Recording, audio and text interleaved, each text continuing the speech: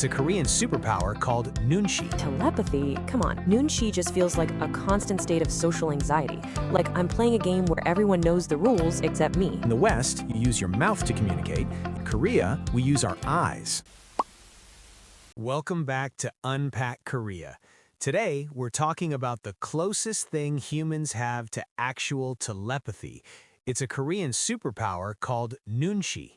Telepathy? Come on, I've been in Seoul for 3 months, and Nunchi just feels like a constant state of social anxiety.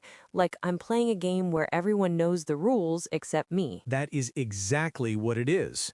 Nunchi literally translates to I measure.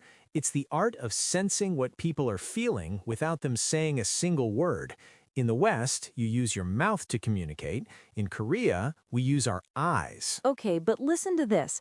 Yesterday, I was at a cafe with my Korean friend. He looked at his watch, then he looked at his empty coffee cup, and then he looked at me for exactly .5 seconds. I just sat there smiling. Later, he seemed annoyed. What did I miss? Oh, you missed everything. That was a level 5 Nunchi attack. By looking at the watch and the cup, he was saying, I have a meeting soon, we should leave now, but I don't want to be rude and tell you to hurry up. Wait, so he wanted to leave? Why didn't he just say, hey, I gotta go? Because in Korea, being direct can sometimes feel like a slap in the face. It's too sharp.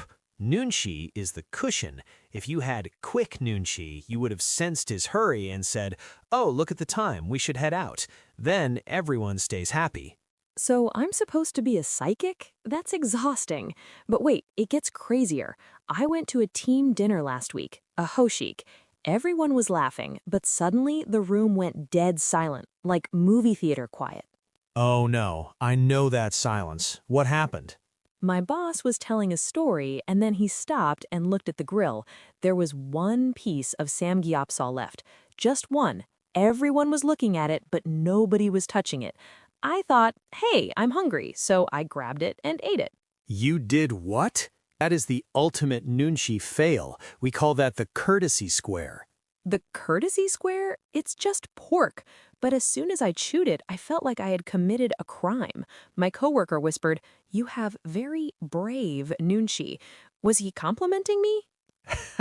No, that's the most Korean way of saying you have zero Nunchi.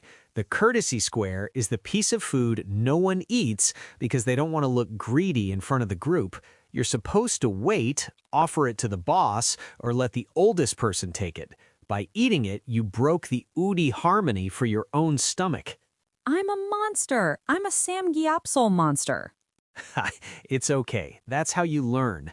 But it's not just about reading friends or bosses. It's about the udi or we culture. Right, the uri thing. My landlord keeps calling my apartment our house. I'm like, no, I pay rent. It's my house. And don't get me started on our mom.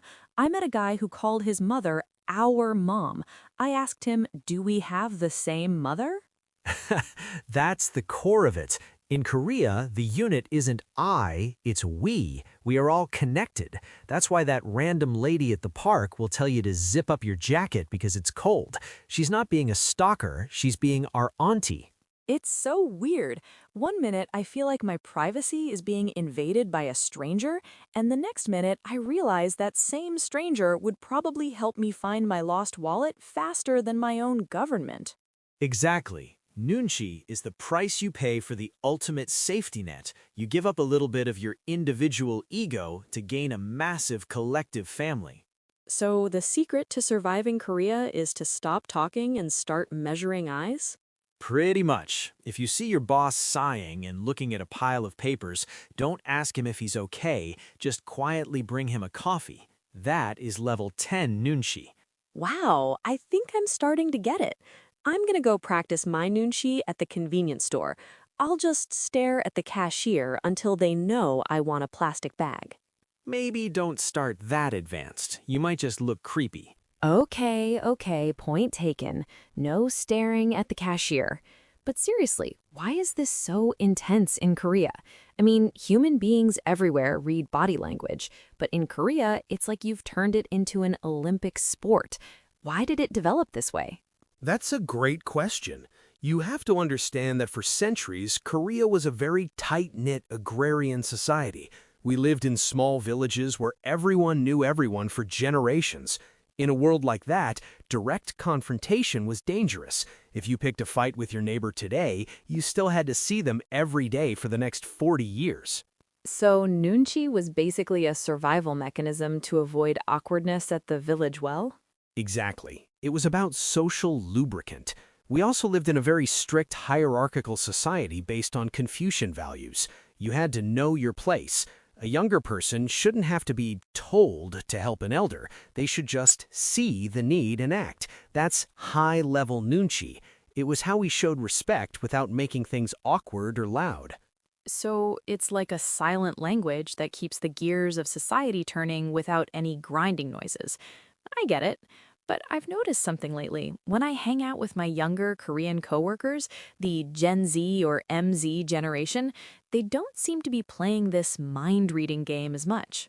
You've got a sharp Nunchi yourself. You're absolutely right. Korea is changing, and it's changing fast. The younger generation is starting to say enough with the guessing games. Right. I saw a junior employee tell our manager, I can't stay late tonight because I have a personal appointment. My jaw nearly hit the floor. The manager just stared at him, and for a second, I thought the Nunchi universe was going to explode. In the old days, that employee would have stayed until the manager left, just reading the air in the room. But now there's a new term in Korea called kugoge muo gadesuya, which basically means, so what? Younger Koreans value their time and their individual rights. They're starting to prefer say it to my face over read my eyes. It's like the eye is finally fighting back against the uri. Precisely. People are realizing that while Nunchi creates harmony, it can also create a lot of hidden stress and resentment. If I'm constantly guessing what you want and I get it wrong, I feel like a failure. The new trend is transparency. It's about being solidly direct rather than politely vague. I actually find it refreshing. It's like Korea is finding a balance. You still have that amazing safety net and the warmth of the uri culture, but people are also learning to set boundaries and speak their truth. It's a cultural evolution. We're moving from mind-reading Korea to communicating Korea. We still have Nunchi, it's in our DNA, but we're learning that sometimes just saying, I'm tired, or I don't like this, is actually the most respectful thing you can do for the group. Well, in the spirit of this new Korea, I'm going to be direct with you. I'm hungry, like samgyeopsal monster hungry, and I'm not going to wait for you to read my eyes. Now that is the kind of directness I can get behind. Let's go. But remember, if there's only one piece of meat left on the grill... I know, I'll offer it to you first. My Nunchi isn't that broken yet. Perfect. You're learning fast. Thanks for listening to Unpack Korea. Whether you're reading eyes or speaking your mind, we're glad you're part of our Uri. Don't forget to like and subscribe for more deep dives into the soul of Korea. See you at the BBQ.